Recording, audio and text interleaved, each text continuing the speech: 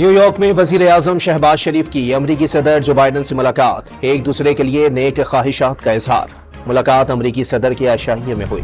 Army chief نے کراچی کی business community کو SIFC کے ساتھ مل کر کام کرنے کی دعوت دے دی۔ صنعت کاروں کو مسائل ترجیحی بنیادوں پر حل ہونے کی یقین دہانی۔ اسرائیل کا بیروت پر حملوں میں حزب اللہ سربراہ حسن نصر اللہ کو شہید کرنے کا دعویٰ۔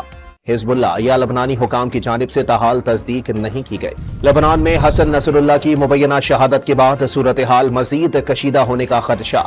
ایرانی سپریم لیڈر آیت اللہ خامنائی کو ملک میں ہی محفوظ مقام پر منتقل کر دیا گیا۔ راولپنڈی میں PTI کے احتجاج کے لیے مختلف شہروں سے قافلے چل پڑے۔ وزیر اعلیٰ خیبر پختونخوا بھی قافلے کے ہمراہ پنجاب کی حدود میں داخل، بھاری مشینری بھی ہمراہ۔ فتنہ گروپ کو جلسے کی آڑ میں تماشا لگانے نہیں دیں گے، قانون ہاتھ میں لینے کی کوشش کی تو سختی سے نمٹیں گے۔ حالات خرابی کی ذمہ داری علی امین گنڈا پور پر ہوگی، وزیر اطلاعات پنجاب کا اعلان۔ PTI کا راولپنڈی احتجاج روکنے کے لیے انتظامیہ in action, Liaquat Bagh cell کر دیا گیا۔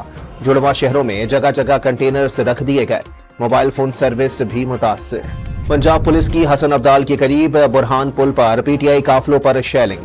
اعظم خان سباتی کی طبیعت خراب ہو گئی، اپوزیشن لیڈر عمر ایوب بھی قافلے میں موجود۔ وزیرستان میں ماڑی پیٹرولیم کا ہیلی کاپٹر انجن فیل ہونے سے حادثے کا شکار، 6 افراد ہلاک اور 8 زخمی۔ واقعے میں تخریب کاری کے شواہد نہیں ملے، ترجمان کا موقف۔ اور لاہور میں صبح سے بارش کا سلسلہ جاری، بہاول نگر کی تحصیل فورٹ عباس اور اطراف بھی موسلادھار بارش اور اشالہ باری سے موسم خوشگوار ہو گیا۔